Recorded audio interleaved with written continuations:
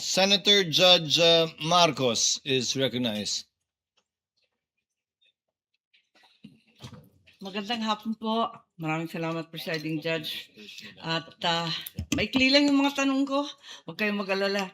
So, mula nung kinuha ninyo yung pera sa bangko at tinurn over kay Colonel La Chica, may pagkakataon ba na hinawakan yung pera ni VP Sara? Wala, ma'am.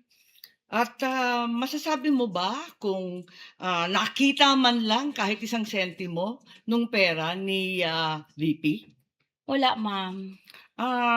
Pwede mo bang sabihin o alam kung kinuha, inangkin, inagaw ni VP kahit isang sentimo nitong confidential funds na to? Hindi ko nakita, ma'am. Ay, ganun pala eh. Pero ang alam ko, kanina sinabi mo, yung liquidation and supporting documents, ito ang responsibilidad ninyo na iprepara yung mga dokumento para sa COA at sa mga opisyal. Tama po ba? Yung mga documents, di ba yun ang trabaho mo bilang SDO? Kasali po yun, ma'am. Nung naghahanda ka nitong mga papeles na to, katabi mo ba si VP? Para tignan yung mga daan-daan, libu-libong mga dokumento tungkol sa confidential funds. Nandun ba siya? Wala po siya, ma'am. Nag-base lang po ako, ma'am, kung paano yun gagawin po doon sa GC, ma'am. Tinitignan ba niya yung bawat isa ng mga acknowledgement receipt, yung iba't iba pang papel for personal authentication? Tinitignan ba niya yan? Basta, ma'am, yung mga acknowledgement receipt, ma'am, galing po yun kay security officer, ma'am, at binigay po niya sa akin, ma'am. At siya bang nagbigay sa iyo? Inabot ba niya yung mga resibong yan na tinatanong ngayon ng prosecution? Inabot po sa akin, ma'am, na naka-envelope po ng brown envelope ni security officer, ma'am, na si Colonel La Chica, ma'am. Si Colonel La Chica at hindi si VP Sara ang nagbigay sa inyo ng mga papeles. Siya ba ang kumuha ng mga signature ng mga nakapirma sa resibo?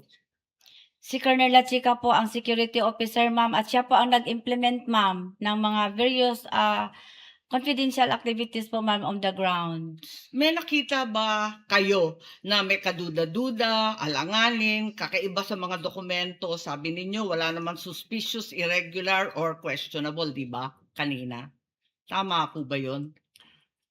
Doon sa mga dokumento, wala ka naman nakita na findings na may suspicious, irregular, or questionable, di ba?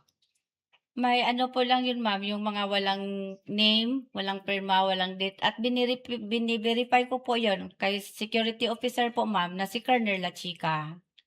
So binuno ninyo to at tinama. Yung ba? At masasabi ba ninyo na alam ni VP Sara na may depekto? Alam ba niya na may kakulangan, may pagkamali sa mga supporting documents o hindi? Wala akong alam, ma'am. Last question na lang po, kumusta yung asawa ninyo na binisita ninyo? Alam ko, undergoing treatment sa Davao. Hindi po maganda, ma'am. I'm sorry.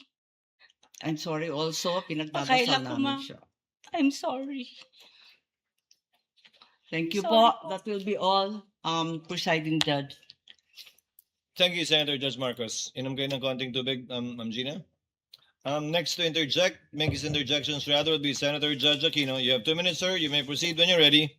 And when Mr. the witness Presiding is ready as Officer, well. Yeah, let's give the witness some time. Are you Sige, okay, ma'am. Ma'am Gina? Can you Handa. continue? Sandali lang, sir. Oo. Inuman niyo po ng tubig, ma'am.